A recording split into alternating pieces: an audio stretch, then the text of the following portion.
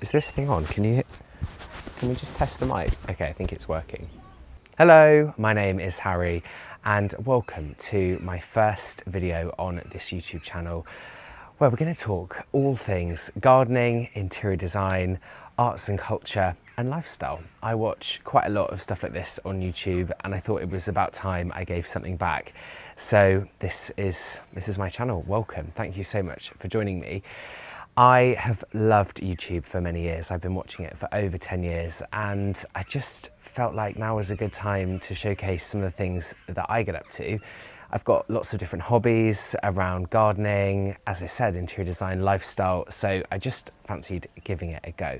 So I do hope you'll enjoy the video. Be sure to subscribe. You can press the button down below and tap that notification bell so you always get notified when I post a new video. Today's video, we're going to be starting with some of my top things to grow in my garden. It's one of my biggest passions, and what better place to start than here on a beautiful summer's day in June.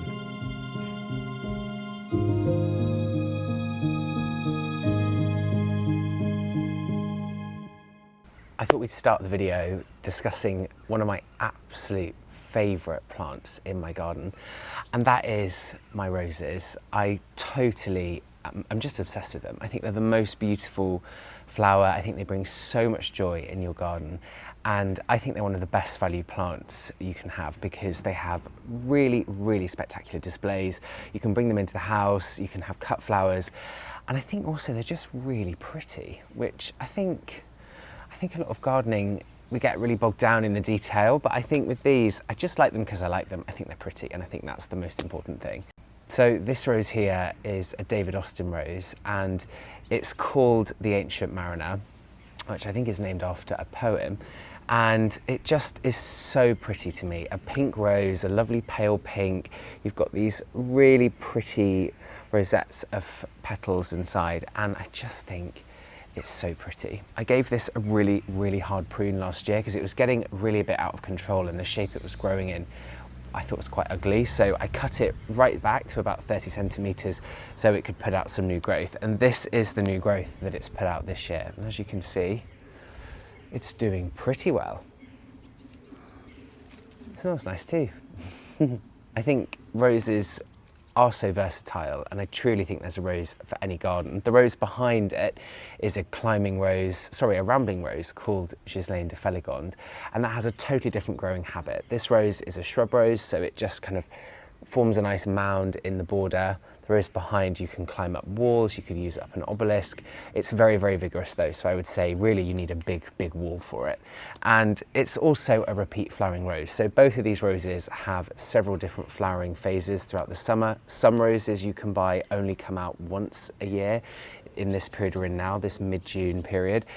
However, as you can see, they're putting on a very good display, and they'll continue to do that, probably 3 or 4 times, 3 flushes or 4 flushes of flowering flushes throughout the summer. So it's not totally fail-safe. Some roses perform better than others, even if they're repeat flowering, but both of these I find do come back really well in my garden.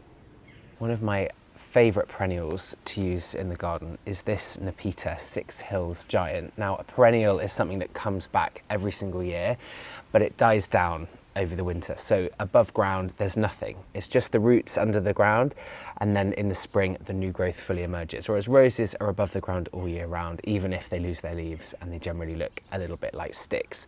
This kind of plant will totally disappear in the winter, but it will come back with a vengeance. And I gave this what's called the Chelsea chop. So you can chop some perennials back around the time of the Chelsea flower show, so kind of mid to late May, and you will get slightly delayed flowering. So this is about to flower here, and we're in the middle of June. Otherwise, this would probably have been in flower for about a month already. So I wanted to delay it so that it would be out at the time that some of the roses are out. I didn't want it to just flower on its own in the border, which it would have done had I not chopped it back. I chopped it back very, very hard, and I think probably slightly too hard because it is now quite a long way back. But it is an amazing, amazing flower in the garden. It's very like lavender, how it looks. So it has these long kind of expanses of blue flowers. And one thing that I also love about it is scented as well. So if you've ever smelt catnip, it's kind of that sort of fragrance. It's quite a sort of bitter smell, but surprisingly nice. And it just does really, really well. Again, with these, once it's flowered, I'll cut it back again and it might flower again. But yeah, it's just a really, really useful plant in the garden. Nepeta Six Hills Giant. I wanted to show you just slightly on in this border, another plant that I think is looking so good at this time of year and will continue to look good really right up until the frosts come in November. This is a Salvia. The exact variety is called Blush Pink, and it's got these, as you can see, really vibrant hot pink flowers. Salvias like this, which I call a shrubby salvia, I don't know their exact name, microphylla I think, I'm not so good with Latin names, but they have quite small leaves, and unlike your herbaceous salvias, which this is, they don't die down. So they have twigs and sticks up in the winter like a shrub, and then in the spring they put on lots of new growth, which all of this is new growth. I can see some of the slightly older wood just here. And why I love them so much, when we had really, really dry periods in 2022, we had a record heat wave where I live here in the Midlands. It was extremely, extremely, extremely hot and dry. This was one of the only plants that still thrived. Although, ironically, not this exact one, because I only got this one last year. I have other ones in my garden, and they were the only ones that actually kept going because they like dry conditions, they like free draining soil. This is sitting here on a sunny south-facing position in quite free draining soil. My soil is not too bad, it's fairly average, I would say. It's not too clay-based, it's equally not very sandy, it's just kind of a fairly middle ground. But as I say, they just love it. And they love to put on a really, really good show. And I know that over the few months we have left of this summer, it will just continue to thrive. And I just love the colour as well. I love how unusual the flower shapes are compared to some of your other more classic things like roses that I was just discussing. But I think what is probably the most important thing for me, we're approaching a period of time in the world where our environment is under stresses with climate change and all the different ways that it can be seen. I think our gardens need to be so resilient, and this is a plant that to me is just incredibly, incredibly good for that. I know that it will be able to cope with warm conditions, dry periods, and I think that's something to be celebrated. So I love this Salvia. As I say, let me just get the label again. Salvia microphylla Blush Pink. And yeah, I just love it. Can I also just say, my garden, I leave it quite wild. Haven't done very much weeding this year, which you can probably tell. I'm looking around and I'm quite embarrassed I'm putting this on camera, but anyway, this is real life. I work a job, I don't have loads of time to weed. I don't really enjoy weeding, and I actually think sometimes that adds quite a natural look to the garden, which I know some of our top designers here in the UK love. So if it's good enough for them, it's good enough for me. But sticking with today's video, all about some of my top plants in the garden, I could not mention lavender. This is Lavender Hidcote, which is an English lavender variety that's hardy, but I think most importantly, it puts on the most beautiful display of fragrant, richly coloured flowers that are super, super loved by pollinators. And of course, at the end of the day, it's all why I garden.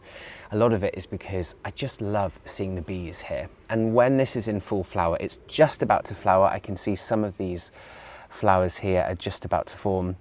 Once it's in flower, it will be awash with bees for weeks. And it probably, although I love plants like Nepeta, which I mentioned a moment ago, because they flower for a long period, and actually lavender doesn't have a very long flowering period, I don't think. This is probably going to be in flower for about 5 weeks, 6 weeks, that's probably it.